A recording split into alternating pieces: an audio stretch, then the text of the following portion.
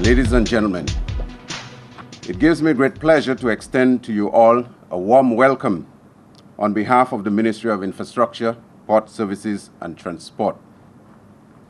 We have assembled here this afternoon to witness the signing of a consultancy contract between the Ministry of Infrastructure, Port Services and Transport and a consulting firm, Stantec Consulting International. This consultancy contract is for a feasibility study for proposed North-South Link Road. The objective of this initiative is to assess the feasibility of a new road linking the northern and southern regions of the island. If my memory serves me right, the idea of a North-South Link Road has been talked about since fiscal year 2000. In fact, a feasibility study was commissioned and completed in fiscal year 2001 by Dewey Consult, which presented a number of options for alleviating some of the problems and challenges that adversely impact on travel time between Gros Islet and Vieux Fort. This new feasibility study is expected to take several factors into consideration, including disaster reduction and climate resilience. Our program features a number of speakers who will share with you some brief remarks on this new feasibility study. Without further ado, I wish to call on Mr. Albert Jean-Baptiste, Chief Engineer in the Ministry of Infrastructure, to deliver the welcome address. Mr. Jean-Baptiste.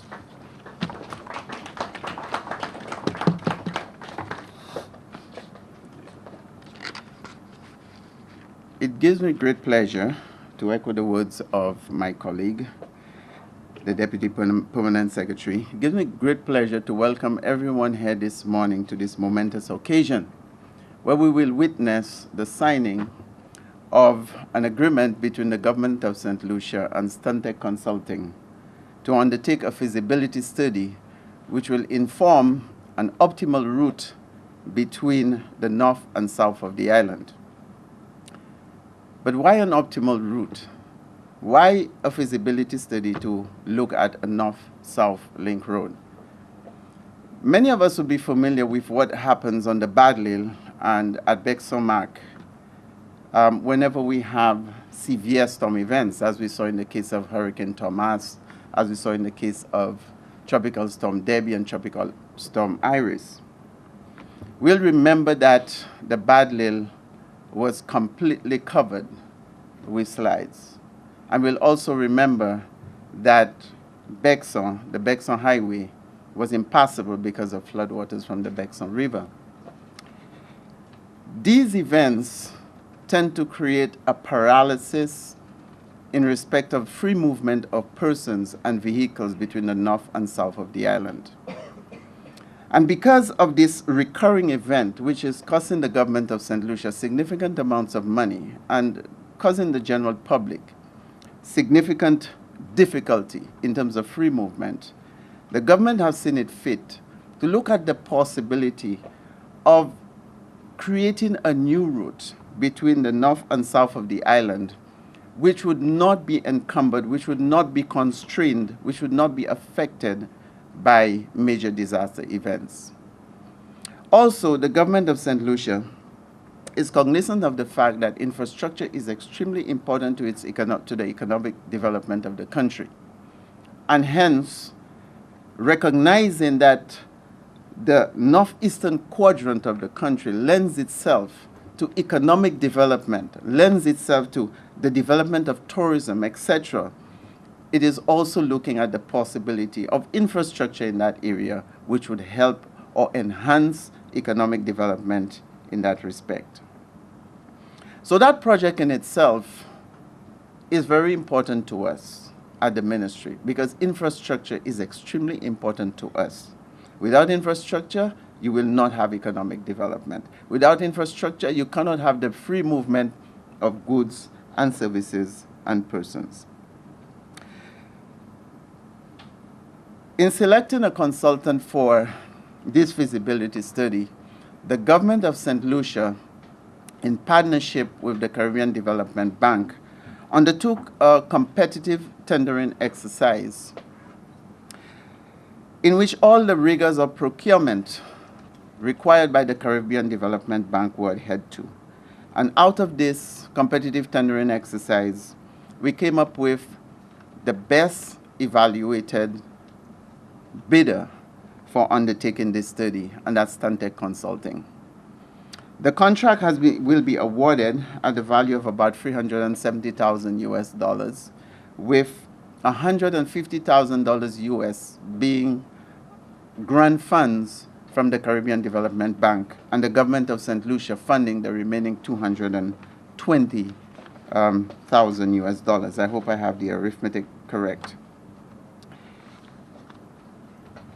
Stantec is expected to deliver within a period of about 8 months, and I'm happy to say that they have engaged local partners, especially in the person of Adrian Tables, that is his consulting firm, to undertake this study. And this is something which is extremely important to us, and that foreign consultants who have won bids engaging local partnerships or engaging locals to undertake these studies. This will ensure that we have a transfer of technology, a transfer of knowledge, and also it will ensure that our locals get involved in the actual design process, in the actual studies. That we encouraging or ensuring that there is a significant level of ownership on the part of locals. Well, ladies and gentlemen, it is with great pleasure that I invite you to participate and watch and enjoy the actual signing of that agreement between the government of St. Lucia and Stantec Consulting. Thank you very much. My remarks is really to express the gratitude for all of you to be here to share in this event. I too am very honored to be signing on behalf of the government. I'm honored not because, as was expressed, this project has the potential to really huge economic potential, and also with regards to minimizing the risk that we face with the disaster vulnerability, but because I am aware that of all the hard work that brought us to this point. This did not start today. It started way over a decade and a half ago, almost a decade and a half ago. And when I think back at it and I wonder or get excited about the potential impact of this project once it's realized, no doubt nothing as transformative as this could happen so easily. So I must say St. Lucia has a lot to celebrate, to be proud of, that we at this critical juncture, that no matter what the outcome of the feasibility study, we don't know what it is, but what we do know is there has been a lot of interest in that northeast quadrant. And that has been demonstrated by a number of efforts through attempts at hotel development projects, and even studies done to protect the rich flora and fauna that we have in that area. So it's something to look forward to and to be excited about. And I am indeed honored to be a part of it. Thank you. Honored guests, on behalf of Stantec Consulting, I would like to thank the government of St. Lucia for entrusting us and our local St. Lucian and Caribbean partners to complete this important and timely project.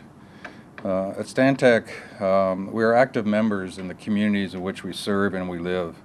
We always endeavor to design with community in mind in whatever projects we're doing.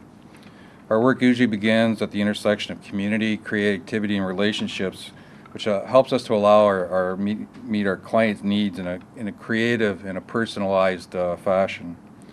And when we say community, we mean all the people that are affected by the work we do, whether that be the clients we work with or the populations that our projects reach. And we also believe in staying true to local values. With this in mind, we have included in our work program an extensive and comprehensive program of stakeholder consultations. We'll be consulting with numerous government and non-government groups and individuals to gather information that's pertinent to the project, but also to gather their issues, concerns, ideas, and opinions on how best to move people from the south end of the island to the north end of the island and back again. During the identification of potential routes, we'll be very mindful of the importance of the environment, and we'll endeavor to achieve a solution that is both socially and environmentally responsible. As mentioned, we design with community in mind, and to better incorporate the values of St. Lucia into the project, we have partnered with several local St. Lucian firms. In the areas of civil engineering, we partner with Thibbles Engineering with Adrian Thibbles. In the area of geotechnical engineering, with Strata Engineering Consultants with Dr. Roosevelt Isaac. In the area of environmental management with Julius James. The Stantec community itself includes about 13,000 individuals serving in about 200 locations. We work in the areas of transportation, buildings, infrastructure, energy and resources, and project management. And we'd like to bring these resources to improve the quality of life for communities across the globe. Again, I'd like to thank the Ministry of Infrastructure, Port Services and Transport for all the assistance they've given us to date on the project, and we look forward to working with you throughout the completion of the project. Thank you.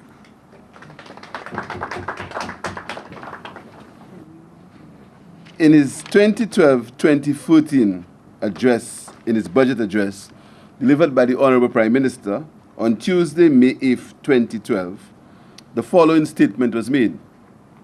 Mr. Speaker, in this term of office, the major infrastructural initiative of this government will likely be the construction of a highway linking Gros Islet to Dennery through the northeastern region of the island. The government will not pursue the construction of tunnels under the Babonneau for what are now very obvious reasons. End of quotes. The Prime Minister further went to say, given the limitations posed by the geology and topography of the Babonneau, which separates the north from the south, a new feasibility assessment will be undertaken for a northeastern highway this financial year. This measure will create a more direct link to the south of the island and the international airport from the north and vice versa, and will also improve on our road network's resilience in the case of disasters. It will also open up new economic opportunities along the northeast coast, particularly in the Babonneau and Monchy areas.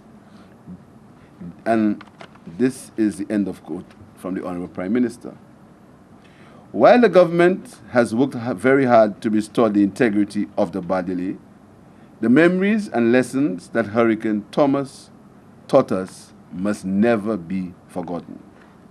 We have to date repaired all the landslides along the Babonneau and are near completion of the Grand Riviere Bridge, to be named the Albert Bridge, in the Dennery Valley, while designs for the other bridge, the Tamazo Bridge, are at an advanced stage.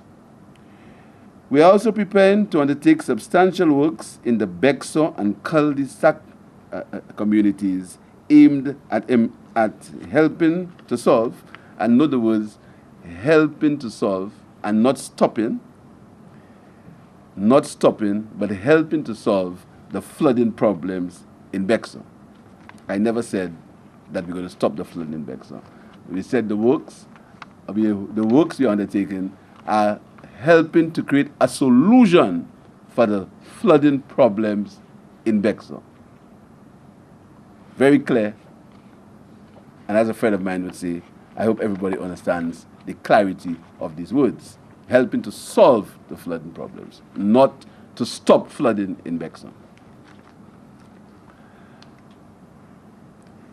While this is happening, it remains a fact that there is need for a reliable road to link the north and south of the island, to link the major economic drivers of the country. The objective of this study is to assess the feasibility of a new road linking the northern and southern regions in St. Lucia, which will reduce travel time and costs, open up the northeast quadrant of the island to activity, and be less vulnerable to landslides and other natural hazards that presently happen on the existing routes. This new study will consider updated traffic numbers, disaster risks and reduction, climate considerations, and potential economic development which may result from providing access to lands which currently have none. The project will come with the following benefits: an increase in the resilience of the primary road network by providing an additional option for linking the north and the south of the island, a reduction in travel time and costs between the north and the south, a reduction in traffic congestion in Castries and the Castries to Gros Islet Highway, increased activity in the northeastern quadrant of St. Lucia due to improved access to land in the area, and to provide a bypass to the Babonneau in the event that is rendered impassable as a result of landslides. Ladies and gentlemen, it is important to note that while we are exploring this very critical piece of infrastructure, only weeks ago, delegations from both the OPEC Fund and the Kuwaiti Fund were on the island for project appraisal mission. They held extensive discussions with officials of the Ministry of Infrastructure and the Ministry of Finance to finalize arrangements for the continued transformation of the Castries to Gros Islet Highway from the shock intersection to the town of Gros Islet into a 4-lane carriage. The two new bridges, the one built, which is the Bonte Bridge, and the one that's going to be opened on December the 8th, which is the Babonneau Bridge, were constructed with 4-lane capabilities. The government of St. Lucia is grateful for the assistance provided by the Caribbean Development Bank. The project is jointly funded for a grant of US $150,000 from the CDB, while the government is contributing the remaining US $220,000. The study will be conducted by Stantec Consulting International, who emerged successful for an open process and the receipt of a no objection from the Caribbean Development Bank. So the consultants were chosen by the tender process, by the Central Tenders Board, and received a no objection from the Caribbean Development Bank. It is hoped that the study will be conducted over an 8-month period, after which time the government will be presented with various options, alignment, and economic analysis of the project. This, ladies and gentlemen and members of the press, is only the first stage in the process. It's only the first stage. We are not going to begin the North-South Link Road next year. It's just the first stage in the process, the feasibility study. And we hope that this project, when it happens, will transform the economic landscape of this country while preserving our environment. It's extremely important that the environment is preserved while this major infrastructural project is happening. But I want to reiterate, it's the first stage of a very long process, the first stage. I wish to thank all those who have contributed so far. I want to thank the officials of the Ministry of National Development for the input. I also want to know the contribution of Mrs. ALISON Jean, who was the permanent secretary in this ministry. She played a large part in this process. I want to thank her. I want to thank the present permanent secretary for taking on the initiative, and all the staff of the ministry for their cooperation. Both the ministries of finance, the ministries of planning, and the ministry responsible for the environment. I'm very excited at what we are doing this morning. I believe that in the not too distant future, we would have opened up tremendous economic opportunity for the people of the country. We have to have faith, we have to be positive, and we have to understand that these things will take time, but every journey starts with one step, and we are taking this important step this afternoon. I thank you very much and wish you a pleasant day.